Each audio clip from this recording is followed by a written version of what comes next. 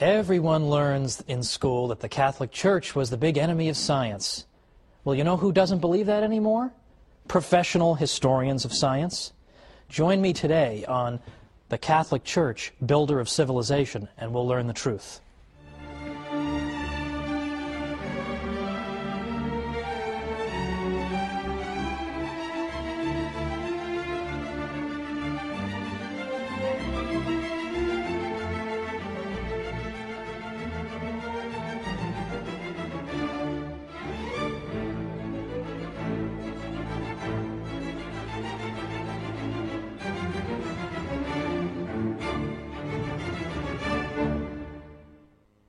Welcome to the Catholic Church, Builder of Civilization. I'm Thomas Woods.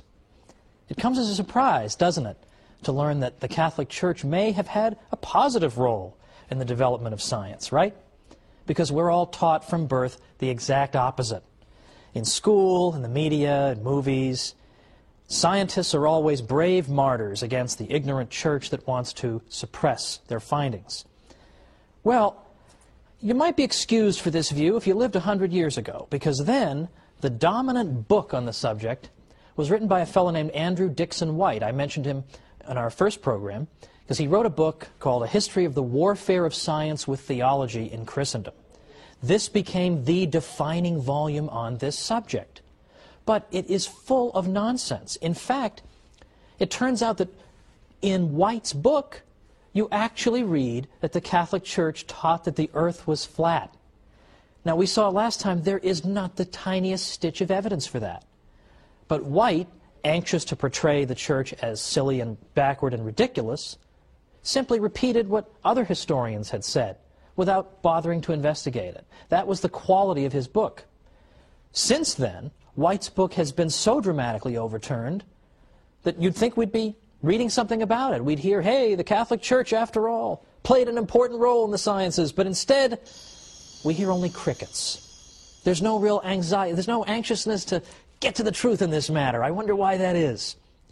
Well, there are a lot of modern historians who, unlike Professor White, are still alive and who are doing work right now and who have concluded that, in fact, the Church has played at least some kind of positive role, and some scholars even go so far as to say that the Church had certain ideas that were indispensable to the development of science. Well, that's the opposite of what we hear, right? But you have scholars saying this all the time. Thomas Goldstein, Toby Huff, A.C. Crombie, Edward Grant, David Lindbergh, Professor Heilbronn at Berkeley, and many others. So what are they saying? And how dare they say this? Don't they know the Catholic Church is nothing but an oppressor of the geniuses of the world? Well, let's look at some of the claims that these new historians are making. And by the way, they are not all Catholic. Some are Catholic, some aren't Catholic. I've deliberately gone out of my way to consult historians of science who are non-Catholic, some of whom are even anti-Catholic, in order to show that this is for real. This isn't a bunch of Catholics writing some books to make the Church look good. This is the consensus among professionals today. Now, one of the most important principles that the Catholic Church contributed to the development of science comes from a biblical verse that was one of the most frequently quoted in the whole Middle Ages. And that verse is Wisdom 11:21. And that verse tells us that God has ordered all things according to measure, number, and weight. Okay, so that doesn't sound explosive right off the bat, but I promise you it is. God has ordered all things according to measure, number, and weight. What did people take that to mean? They took it to mean that the universe God has created is orderly. It makes sense. It's intelligible to our minds. It's mathematical. It's ordered according to patterns.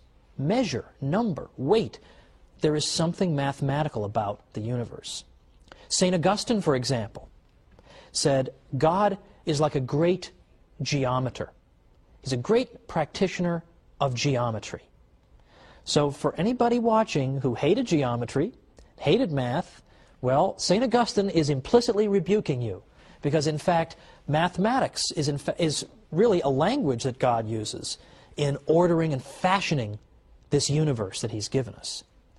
So the Christian tradition, through this wisdom verse that was quoted all through the Middle Ages, dramatically amplifies an existing tradition in the West, going back to the 6th century BC, and the great pre-Socratic philosopher and mathematician Pythagoras. In the 6th century BC, Pythagoras had said, you know what the universe is made of? It's not made out of air or water or earth, as some of his contemporaries had said. It's made out of numbers. That's the fundamental constituent of our universe. Not physical stuff, but numbers, math. Math is everywhere. And this Christian tradition, building on Wisdom 11:21, took Pythagoras' obscure insight and in effect developed a whole civilization around it. That's pretty important. And in fact, even scientists who may not have given the matter a second thought lived in a civilization in which the orderliness of the world was taken for granted. So, for example, let's consider the gentleman who drew up for us the first periodic table of the elements, Dmitri Mendeleev. He so believed that the universe was orderly that when he began arranging the elements, and perhaps you've seen the periodic table of the elements, got all the constituent parts of our world, and they're listed according in rows, and then a series of rows creates columns. And he found that elements that were next to each other on the table possessed similar characteristics. Well, then he got to about element number 21, and there was a gap there. He couldn't find an element that should fit there.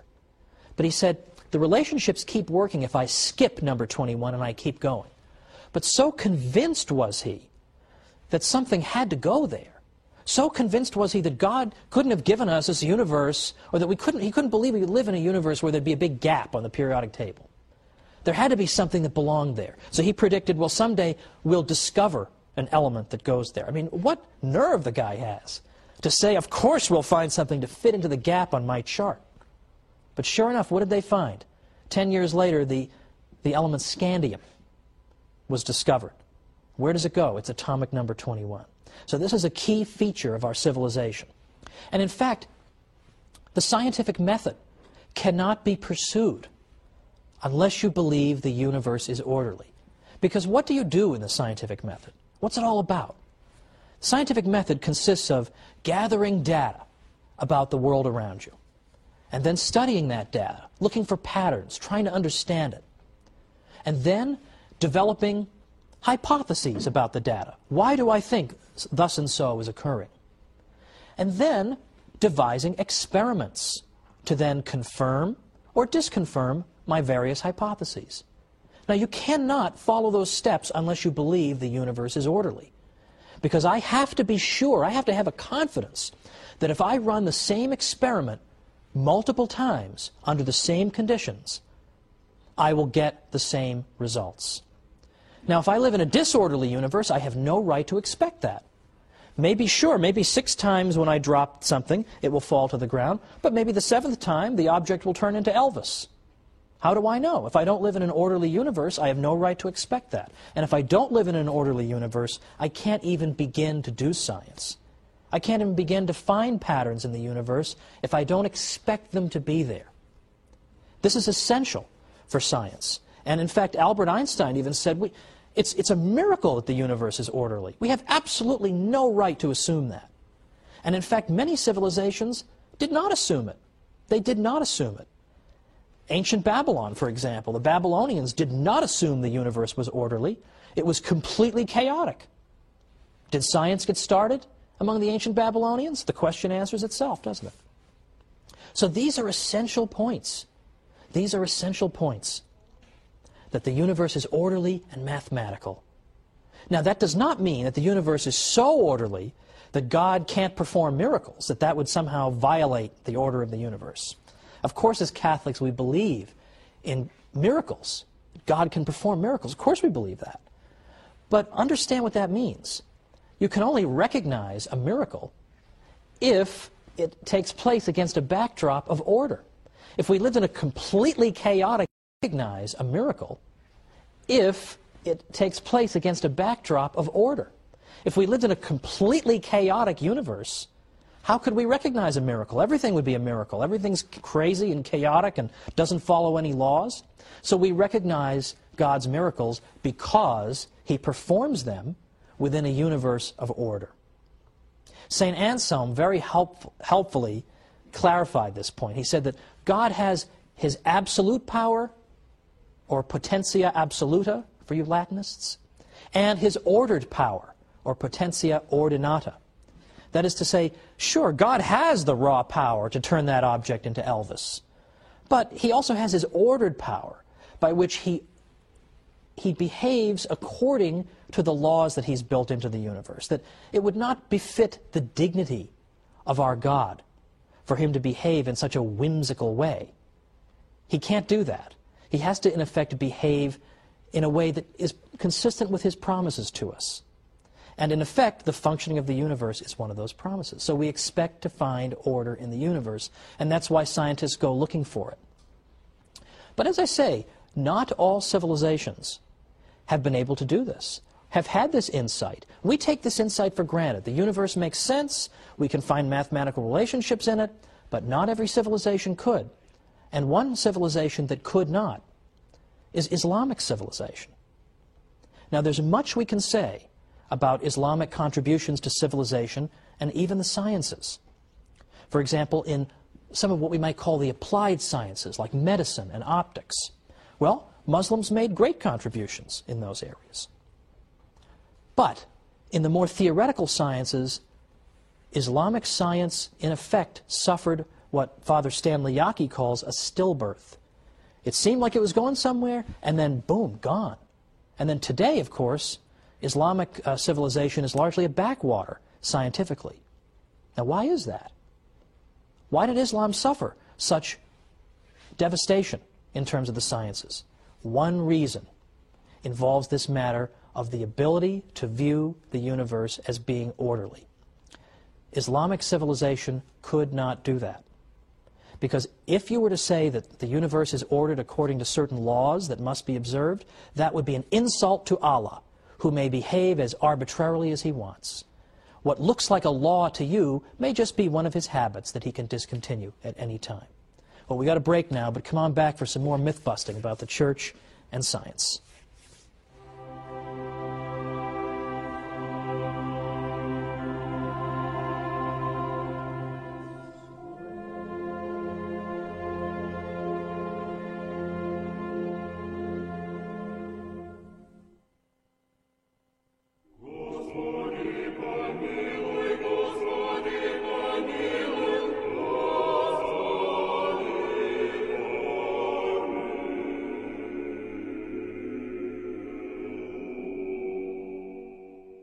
Welcome back to the Catholic Church, Builder of Civilization.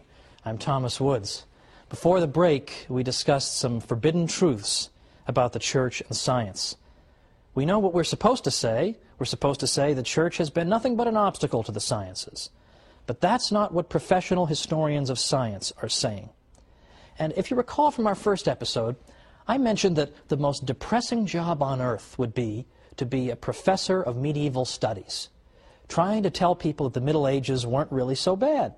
Well, I think a good runner-up for most depressing job on earth would be to be a historian of science, trying to argue that, in fact, the Church had, by and large, a positive influence on the sciences. Even your fellow scientists aren't going to believe you, much less the general public.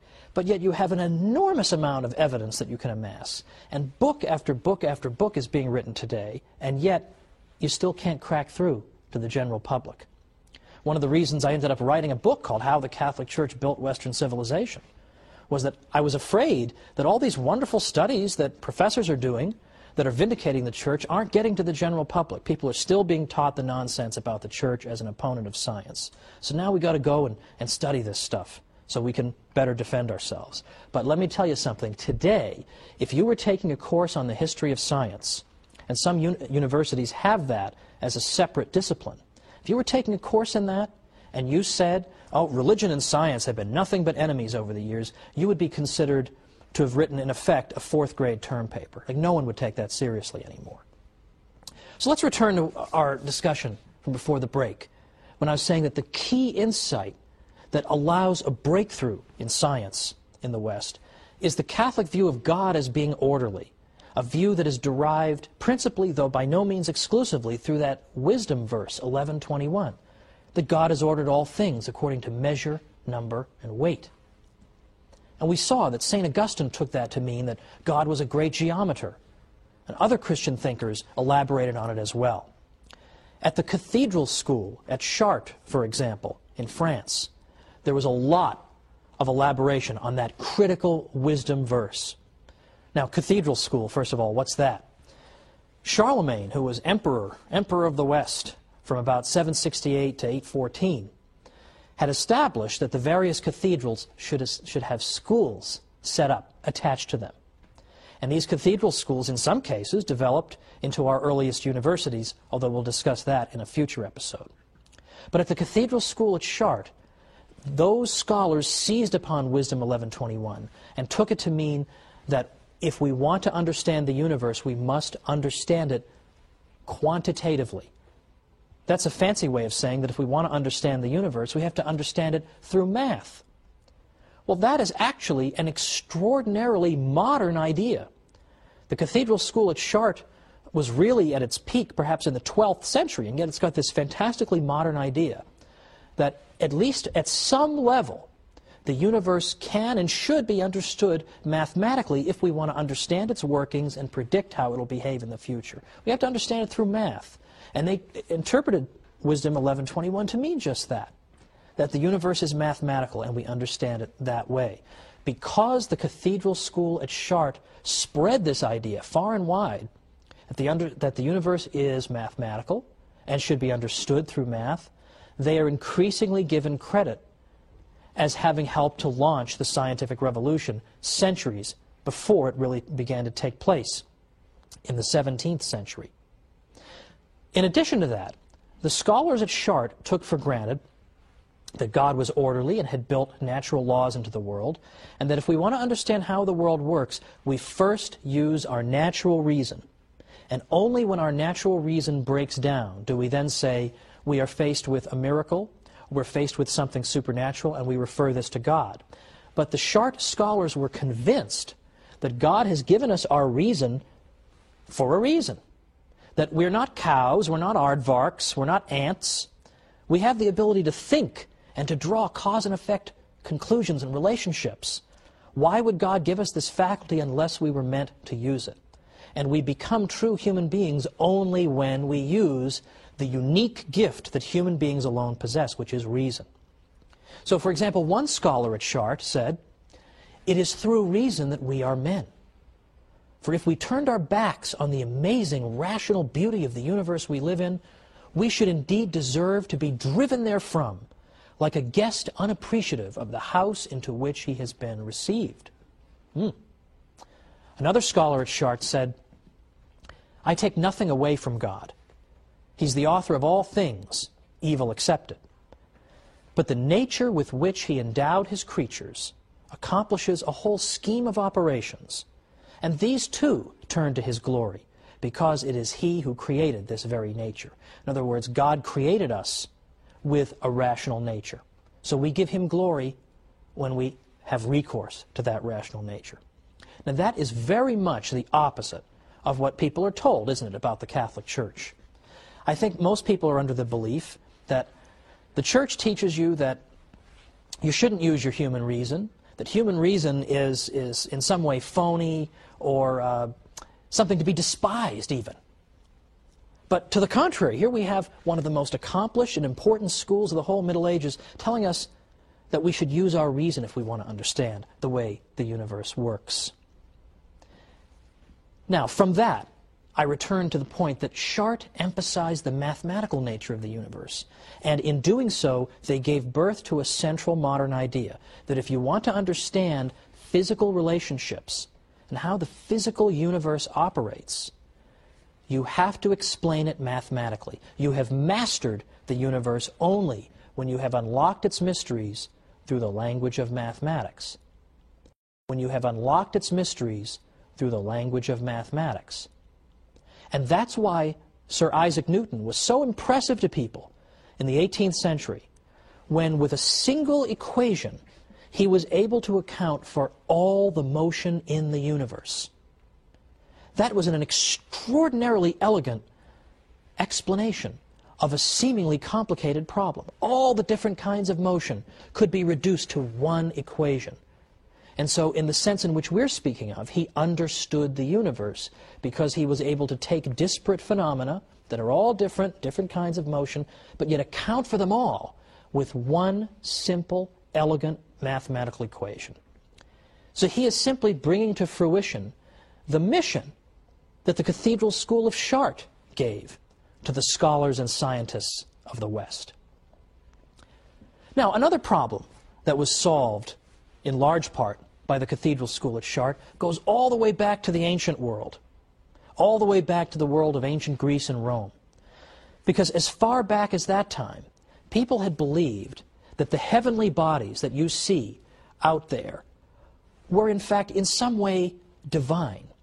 They must have some kind of divine attributes, or perhaps they even have souls in some way, or they were composed of imperishable matter that operated according to laws different from those of our terrestrial world here on Earth. This was taken for granted for many reasons. For instance, in the ancient world, it was taken for granted that a body at rest tends to stay at rest. But a body in motion can only be in motion if something is forcing it into motion. So in other words, the ancient world took for granted that the natural state of things is to be at rest. Motion needs to be accounted for. And yet they look out in the sky and they see the planets are moving, but there's no big hand pushing them. So what's making them move? They should be at rest. What's making them move? So they had to posit all kinds of theories that maybe they have souls and the souls impart motion to them, or they're divine and that accounts for their movement, or later it was proposed that angels might be pushing them. There were all kinds of theories to account for this. But it was taken for granted that there must be different rules governing motion in outer space and governing motion on Earth, because what's going on? Why do they keep on moving? They just couldn't figure it out. These things must be fundamentally different from the things on our Earth. Now, Isaac Newton later showed that, in fact, the same laws of motion were at work in the heavens and on Earth. That was a breakthrough. But it wasn't something that just came out of left field. Because who really began thinking this for the first time? It was Terry of Chartres, another scholar at the Cathedral School of Chartres, in the 12th century. What did Terry say? He said that, in effect, what you have in the universe and in outer space are things that are composed of the same kind of matter that we have here on Earth. Now, he couldn't quite account for why they orbited and why they seemed to move on their own. He hadn't anticipated Newton's laws of motion. But by saying that the stuff out there is in no fundamental way any different from the stuff down here, he has paved the way for a central conclusion of modern science. Now, Thomas Goldstein is a recent historian of the history of science. What does he have to say about the Cathedral School at Chartres? He says, in a period of 15 to 20 years around the middle of the 12th century, a handful of men were consciously striving to launch the evolution of Western science and undertook every major step that was needed to achieve that end. Goldstein even went so far as to say that someday Terry of Chartres will be viewed as one of the great founders of modern science. Now, can you believe that? There's a historian writing just in this generation. And not only does he credit the Church with lending an important impetus to the development of science, but he even goes all the way back to the 12th century to identify somebody nobody's ever heard of and say he may be one of the great architects of modern science. This is becoming absolutely common among historians of science. Yes, Richard Dawkins is writing his books. Daniel Dennett keeps writing his books as scientific atheists. But as historians of science, you consistently get more and more favor shown toward the Catholic Church. Now the question is, how do we get this information to the general public? And as I say, it's not going to get out there unless Catholics start telling it themselves. But that's only the tip of the iceberg, because what we've discussed today is very theoretical. The idea that the universe is orderly, and so on and on, that it's built according to fixed physical laws. That's all very theoretical. But next time, we're going to get down to the nuts and bolts, because next time we're going to look at how many priests were scientific pioneers. It's not enough to say, oh, look at all these scientists who happen to be Catholic. Well, that could be just a coincidence. They just happen to be Catholic. But when you're talking about priests who occupy such an elevated role in the life of the church, who have taken holy orders and have that sacred vocation, if they are great practitioners of the sciences and are congratulated by the popes for doing so, then surely the Catholic Church cannot be the enemy of science. So let's look at these great scientific heroes in the Catholic Church next time when we come back once again for the Catholic Church, Builder of Civilization.